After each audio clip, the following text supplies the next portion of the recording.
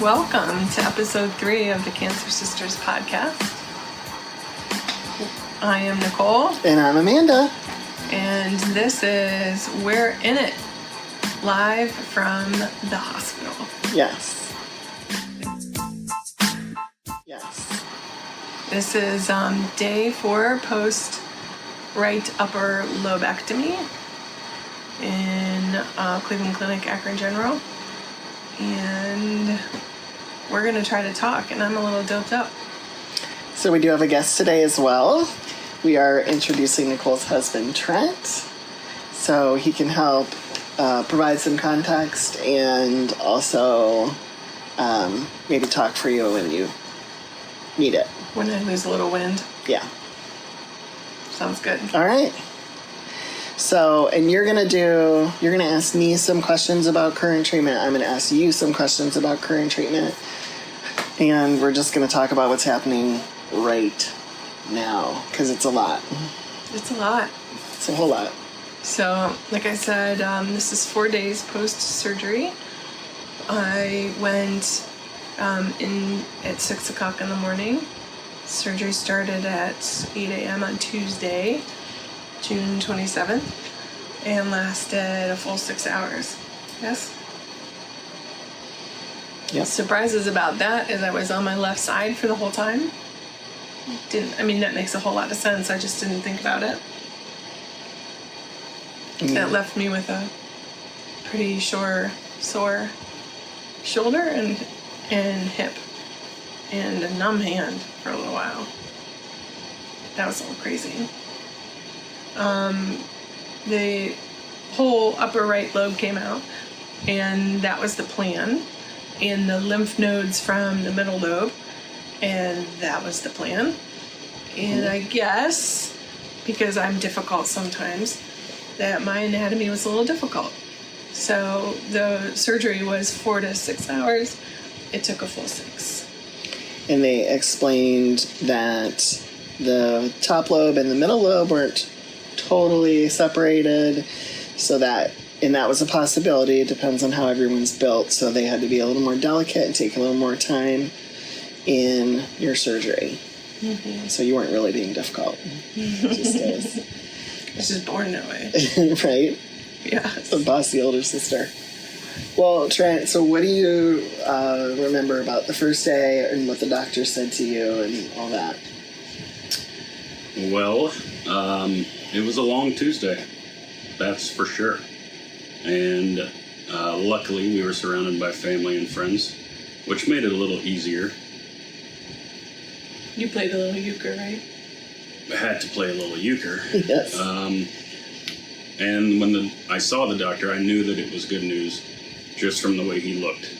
And he said everything went well. There were no complications, that Nicole was stable. She was just a little difficult with the resection of the upper lobe. Mm-hmm. And then pretty soon after that, we were able to see her, and she looked awesome. She was still coming out of anesthesia, but she's been a rock star. You had good color and everything. You really looked like you. It's because I was sweating. That's the only thing I remember. I kind of remember lots of tubes and cords and beeps and people. The shadowy memory of a chest x-ray. People talking to me, but just sweating. Yeah. I had those awesome gripper hospital socks on. And that twirl around your feet. That never fit anyone's foot in the history of hospital socks. And the anti-clotting leg massagers, whatever we call those, and blankets, and 2 IVs, one in each hand, and arterial IV that checked my blood pressure internally. Wow. That's a cool thing. A catheter. Also known as a Foley. Foley cath, since I was not getting up to go. Yeah, A lot going on. Have you had time yet to stop and think about how crazy and also magnificent this kind of procedure is? Like, you talked about having like an internal monitor. Are you just sort of blown away? It's a pretty big miracle, really. That, Tuesday itself was a long day, and I guess if we count Tuesday, it's kind of, it's kind of 5 days. But Wednesday morning, they took the catheter out, made me sit on a mobile toilet. Not a big fan. Pretty small. I'm just not a fan. I was sitting in the middle of the hospital room, like, I'm gonna pee now, but I didn't. But the catheter comes out, right away because they want me to sit in the chair. Yeah. And, they want me to sit upright, and that changes a lot. Today the chest tube came out, and yes, thank you. Big day. That's a big day. Today it still is a big day. And I don't know, because I didn't see it, but I was connected to a box that, where the chest tube was, measuring all that drained, which is pretty gross and fascinating at the same time. Yeah. Also pretty painful. Which is why it's such a celebration that it came out today. Yes. Already starting to feel a little less encumbered. Because everybody that we've talked to said, like, the chest tube is the worst. Yeah, that was... Yeah, and the doctor thought that would be, like, that's at least half my pain. All the pain that was in my back was coming from that chest tube. Yeah. So that's a huge improvement. Awesome. So how do you feel, and Trent, you can, answer on some of this too, like, how do you feel about the overall experience? I mean, because this is sort of this miraculous thing that you just went through, and I would like you to share the good news. And, how has it been from surgery to ICU to step down and all that? It's a lot of question right there. You want to start with the good news? Well, the couple pieces of good news that with the surgery, the pathology report is that all of the cancer is gone. They got it all. It was the one node, or the one nodule, and all of the surrounding nodes that they took are clear. Amazing. All clear borders. We gotta have a song for this. What's the song? This is what's missing in my head. Can I get a what? Na, na, na, na, na, na. It's like Missy, isn't it? That's what just happened in my head. But maybe Missy Misdemeanor. Like, it's a good song. Yes. Yeah. Anyhow, back on target. And before surgery on Tuesday, we found out that Nicole is not pregnant, which is good news. Yeah. And her lymph node biopsy in her neck was also negative. So just all the good news. All the good news. The day started off with good news. Right. And then the experience since surgery has been overall positive as well. The ICU team took great care of her. It certainly helps when you have one nurse for one room. They were very attentive to her needs. And the doctors were always very responsive and certainly on top of her care. And then when they get to the step down, I think she's kind of been the model patient because they've been tending to others that are probably in more critical care, even though it's a step down. But with you sitting up and being able to talk and communicate, I feel like they've kind of left you alone. They really only come in when you need your pain meds. Yeah. It's Vogue. Vogue is the song. Okay. Because that was the model. You still managed to sing even though you're in the hospital. I love it. Take a deep breath. Okay. Well, so, and now then what's next? You got the good news, And we got the chest tube out today, so tell everyone what's next for you. Well, we're waiting.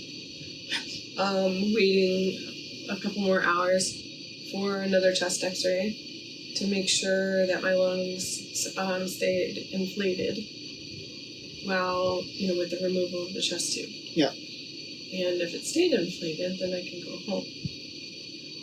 There's also a little bit of a pain piece. Yeah. If I can stay off the heavy drugs, I can also go home. It's kind of crazy. Like in our culture, in our geographic location, where narcotics are such a problem, mm-hmm. to have to ask every couple of hours for more narcotics. Like, there's this little voice inside of me that's like, don't do it. But then there's also a lot of pain inside of me that's like, do it. Ask for it. And I'm sure it's been the same here, because that was my concern when I had Percocet, and it was like, you only need it, like the perspective is that you just need it when you need it. It's a short time, and it doesn't make you any kind of junkie. Yeah. I need a good word for it, but it's, it doesn't reflect anything but what you're going through right now, which is what this whole thing is about today. Like, why we're recording from the surgery is because what you're in right now is a super specific period of time, an intense period of time. What I'm in right now is an ugly, thin gown. Wrapped in a thin sheet.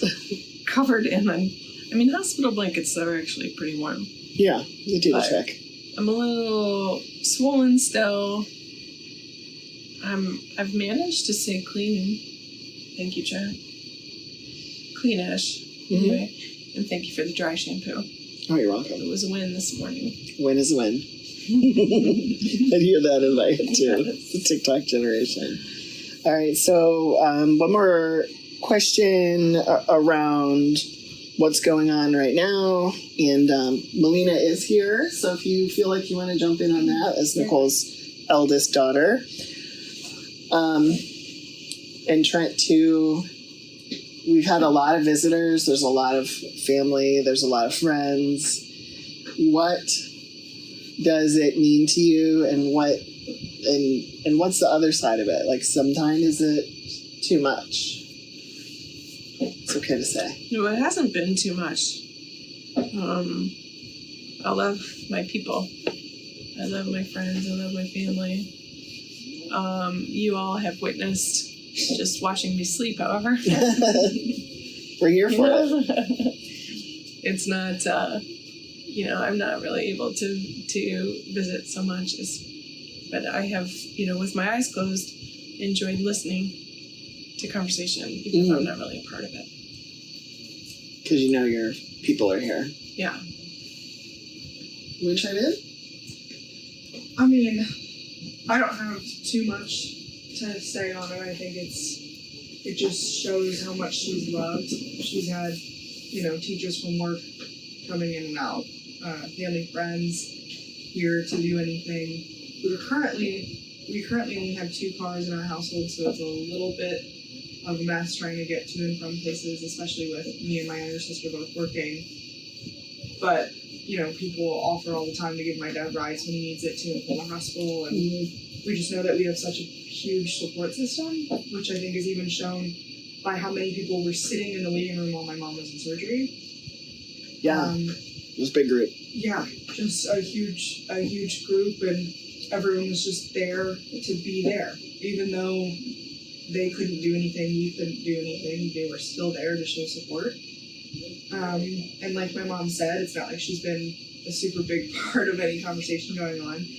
But like, I read her my psychology textbook the other day, and I think it's just enough to know that I can be here and spend time with her, even if it's something as minuscule as reading her my textbook. Which was very riveting, by the way. I'm sure it was. Put me right to sleep. Just what you needed, I actually. didn't even have narcotics, and I was sound asleep. Just touching on the Tuesday during surgery piece, we kind of felt like we had a party in the waiting room with all the people that we had. There were solo waiters and couple waiters that really weren't talking or were whispering, and we had a little section of the waiting room all by ourselves, and we were playing cards, which was already said, and having great conversation, and didn't really care about the volume. So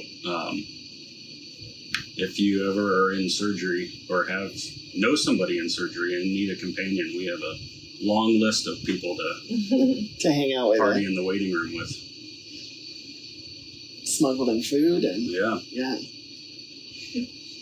card games and. Well, you've been here every day. Yeah, that's pretty remarkable. Well, it's hard for me because gosh, I'm gonna cry. Because I can't do anything, and I'm sure, Trent might feel this sometimes too. Like, there's nothing I could do for you. No, you helped me to. Which is hard. Yeah. That's neat. And you don't have to worry, right? Because I can see you in the bathroom. Yeah, but wish I could do more. But just being here is good. And I mean, it's remarkable. Monday, you started your third treatment cycle, which is a doozy of a day. Yep. 6,000 different medicines. Yeah. 2 really caustic ones. You know, and the fact that you could be here Tuesday and all is pretty impressive. But well, usually if I wait, through the morning, I can make it. And I blow my nose. Flag it. And I'm not gonna lie, this is the hardest week I've had to date, and I don't know if it's just because it's the third round. I mean, it's probably all of it. It's the third round. It's the nasty medicines that they give me 4 medicines ahead of time to combat what's going on, so it's not so nasty. But even though I'm on an extended, I think it's called Amend, actually. I'm on an extended anti-nausea. I had to take the backup Compazine all week. Found that it's good to take it at night so I can wake up feeling a little better. Mm-hmm. And the emotional stress, it's like not only it's my emotional stress, like just the fact that what I'm going through and that I have to do that treatment. And then I have it again on Monday, even though we have a holiday, so I'm guaranteed to feel crappy again. The emotional stress is something I didn't count on, even though that's stupid because I'm very aware of it. And also like the fatigue, because I get an extreme fatigue, but when you add emotional stress on top of physical stress, like yesterday when I got home, I've never felt so physically ill, and I knew it was because of the emotional weight on top of everything else. When you it's just got home remarkable. from here. Yeah. So this week has not been sunshine and roses, but what you're so strong, and your like spirit through all of this and all the good news that we are getting is the thing that I could count on, so I didn't really have to think about my situation. I don't know that I had spirit. I had fatigue and drugs. You had a lot of drugs. I had a lot of drugs, and you had a lot of drugs. I'm surprised. Yeah. I did a lot of grimacing and whimpering.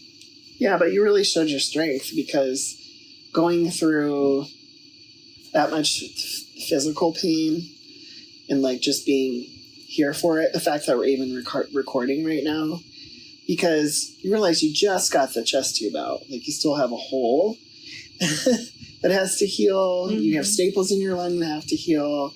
But yet you're smiling, and you're sitting up, and you're walking, and you're spending time with us recording. And, like, that's a big deal. So thanks. I see that as strength. Thank you. Well, you're so welcome. I've been extraordinarily tired. Yeah, you're probably tired right now. It takes a lot. But well, there's really no good time to sleep. And right. I can say that from being in the hospital the last 2 nights. Yes. Yeah. But, during the day, people visit. And at night, People visit. People visit. So you're really just napping at random times. Hospitals are crazy. My housekeeping came in to take the trash. Lovely person. Like, she's just one of the nicest people I met. But at, like 5:30ish, I had chest x-rays anywhere from 4:30. Today's was really late. 8 to 8 o'clock. Wow. I see residents. I see The surgeon. the surgeon. Yep. The nurse at shift change. The tech at shift change. Food services. Yeah. Twice. Like 3 times. 3 today. times already. Yeah. They're just people. Yeah, that's amazing grilled cheese waiting for you. I don't know. If it's Yeah, it's a amazing. lot of people. It takes a big team to keep it going, but I've been impressed with how this is going too. It's remarkable how many people work in this hospital. Yeah. Okay, so picking back up on the family friends support kind of question, my question for you, Trent, is around: is there anything overwhelming about it, or I wouldn't call it a downside, but what's the full scope of what it is? Well, it's a delicate dance, to quote a dear friend. It's hard because, like Nicole said, she can sleep through it, and it is awesome to have all of the love and for people to show that, that they care about her. But at the same time, she needs to rest, and it can be challenging and difficult to juggle how much is appropriate and how much exposure Nicole needs, because not only is it presence, but it's also the risk of germs and whatever else when Yeah. she just had a major surgery. So it is very challenging. And then, not to sound like a real selfish individual to be censored, but I'm also tired and need to rest so I can take care of Nicole. So A lot of responsibility fell on you inside the hospital, at home. Melina and Ava are being tremendously helpful, but a lot of responsibility just fell on you. right, and the numerous amounts of texts about how Nicole is doing has been awesome, and I guess I would say that's the way to go, because a lot can be answered in a text, and majority of the time the responses are, "That's great to hear. Tell her we love her," or "Tell her we're thinking of her," or "We'll continue to pray for you," or fill in the blank. But that has been outstanding. And it's even tough in dealing with family, because Amanda, even yesterday, I had to ask you and Ava to leave, and that wasn't easy to do. And Right. it was what I felt like Nicole needed. And Well, I'm just gonna pick up from what you said, is that because you already have this emotional stress on because this is your person. You have the physical stress because you've been sleeping here and not really sleeping, just like you're not really sleeping. And then also you're coordinating because there's so many people that love you and want to know what's going on. So even family, and like my thought was like when there's a family group text, that's one thing because you can get it all out in one little piece. But, I like when I text you and check in on if somebody knows something already, or if I have to text somebody else, or what about food, or what time to come here. It's just every little thing, I can speak from experience, is, kind of drains you. So, and it's not to say that it's bad because you appreciate everything that's coming towards you. It's just, it's a lot. Yeah. Well, truth be told, I copy and paste very often. You do what you gotta do. 2 phones to manage. Mr. 2 phones. Right. Never wanted to be Mr. Two Phones.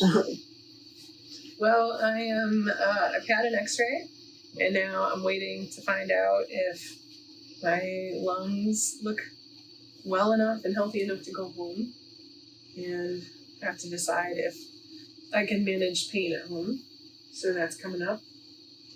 My follow-up is to see the surgeon in 2 weeks, but then probably not for another 3 months to have a chest CT, and then another few months after that to have a chest CT again. Now follow-up is so much less intense than other things I've experienced. Yeah. So, much different paths here for the cancer that was in my lung. What's your... We want to talk a little bit about your treatment this week. You did already. Mm-hmm. But Yeah. What's your treatment moving forward and your monitoring moving forward? Yeah, so in the short term, I have chemo next week and the week after. So the 3rd and the 10th. And then I get to wait. I have like that little 10-day break because I don't have, at least I think, I don't have chemo on that following Monday, because on the 20th I get a CT to check in and see where I'm at. And then any number of possibilities can come out of that.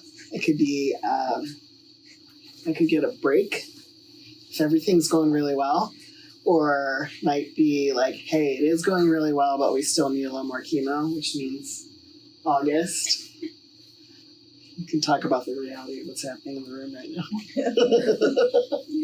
The noises on the automatic bed. Exercise.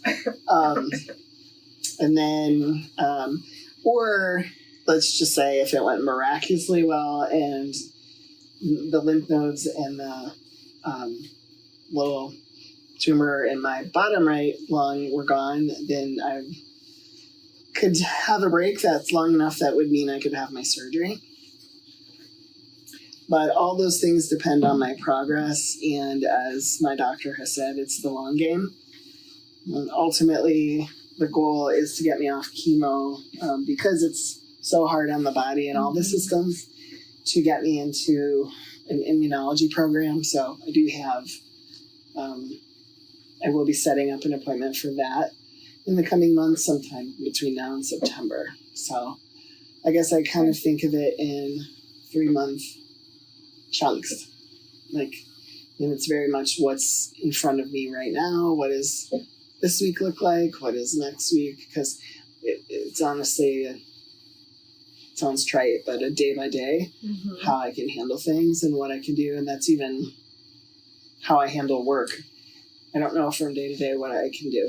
It is day by day, and it's both week by week and month by month, I think, because this first 3 months for you is, all right, let's see what's what, and test you at the end of it.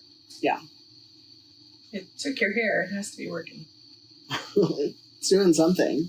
It's left me looking like a fuzzy bird with sparse gray. Real good looking fuzzy bird.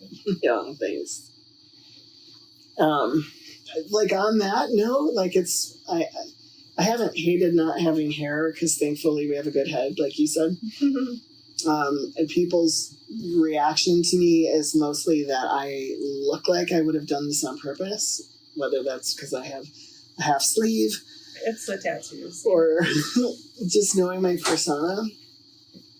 But I mean, it's hard and it brings out more of my insecurities because I'm also on a steroid, and the steroid does wonderful things. But I'm also gaining weight exponentially. So I don't like how I feel. I don't like how I look. It's hard to get dressed. And it's already hard to get dressed because I don't feel like doing anything. Yeah. So I would like to be in pajamas 24/7, but I have to get dressed to go out in the real world sometimes. And Okay. Even now, look at my outfit. It's tights and a polo. Because I had to go to the pool. So, Work ready. yeah. And I can't hide behind my hair, which is something I probably did. Right, because I always look nice. Yeah. You can always count on your nice looking hair. I can always count on my nice looking hair. So now, it's just fuzz. So some interesting questions from our friends. One was just what question comes up most frequently, like what comes up most frequently in your mind? I think it depends on the day. I mean, there's the question that you don't want to keep going back to, which is like, is this going to kill me or how long am I going to live? You know, because I had to set that aside. Mm-hmm. Like, my doctor didn't call me terminal, but the truth of the matter is I have metastasis and it's considered stage 4. Now, he said, like, not the antiquated stage 4, doesn't automatically mean that, but just by the actual Nature of the spread. But the definition was the word I was looking for, of metastasis, that it is stage 4. That's definitely one of them.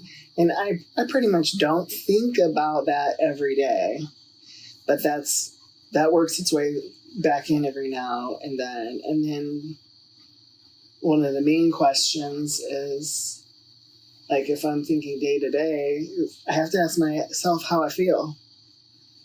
And I deal with guilt over not working as much or not doing as much, or how Well, how do I feel means what can I do? Yeah. It's really thinking, Yes. can I eat this meal? How will it make me feel? Mm-hmm. And then can I leave the house? Yeah. Thank you for transcribing that. Sure. One really other interesting question I think is a little bit of a bomb dropper. I think it's something that you and I can talk about with each other. I don't think it's really for polite company. Right. But knowing that my cancer has not metastasized, and that this awful surgery was it for me, that I will have follow-up, God willing, no other kind of treatment. Like, there's no treatment discussion. It's really about monitoring right now. Right.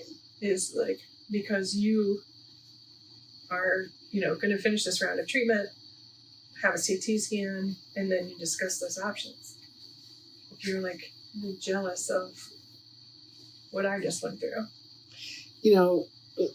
That is something probably like you and I can only talk about, but it's, I never felt that. And I think I've been jealous of you at times in my life, so it's not like it doesn't happen.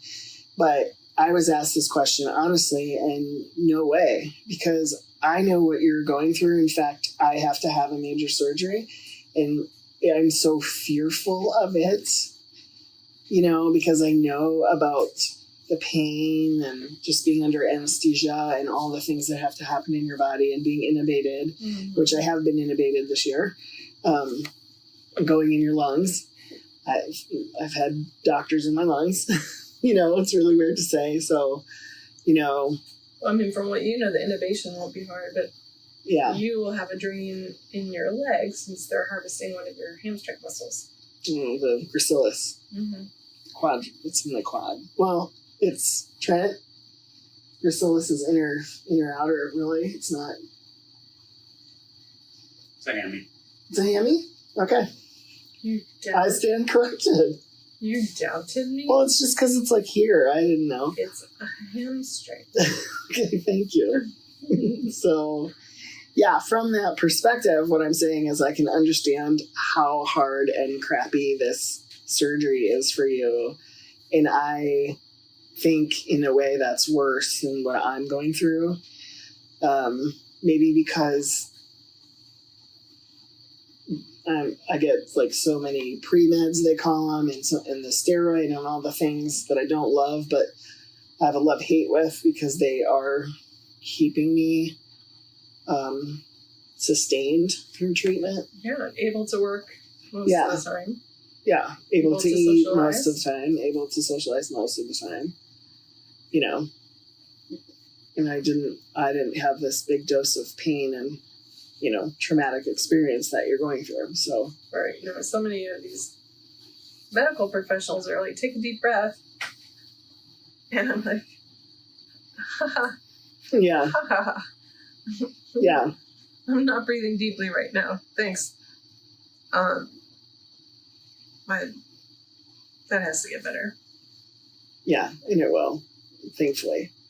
On the reverse, how do you feel about the difference between our treatments? How do you feel about the fact that I, like, just got to lose my hair? I'm air quoting. I had Versus what you're one going really through. awful moment, which is how Trent ended up spending the night. Yeah. I was on the left side of the bed, and the button to call the nurse was on the right side of the bed, and I can't reach right.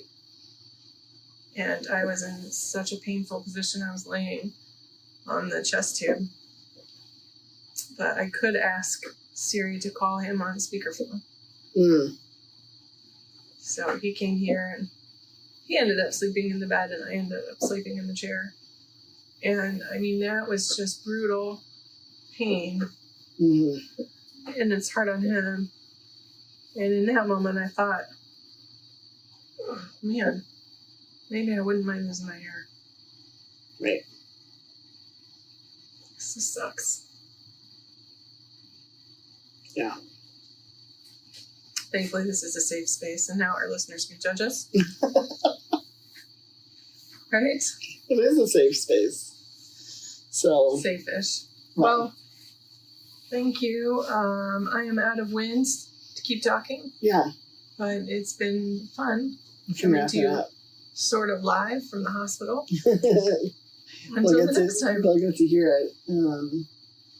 Now, just before we go real quick, because Ava is here, and when Melina was here earlier, we asked her to speak. So since you're here, we'll just complete the family dynamic. So, how have you been feeling through your mom's surgery? I've been all right because I've been able to come and see her and spend most of the day with her. Yeah. The only time that I was really concerned or worried was the night after her surgery, and I couldn't fall asleep. I didn't fall asleep until 2 a.m. because I was just worried, because none of our family were here with her. Obviously she's in a hospital with doctors and staff and many people that could help her if she needed it. But just because I didn't feel I just didn't feel like she was safe, even though I knew she was. Yeah. So it was a only moment that's happened. But other than that, I've got to see her, talk to the nurses. Mm-hmm. So I've been all right. Get to help me into the bathroom. Yeah. Get to watch me sleep. All the good stuff. All the good stuff. Yeah. All the exciting things. And you've been working through all this, so it's really great that I think it's right, not that there's any right timing, but that it's this year, and it's this time of year that the girls are both around. So yeah, it's pretty fantastic. Mm-hmm. So you can be thankful for that, seeing the upside of it. Yeah. Well, thank you so much for listening and joining us Until here. next time. Bye.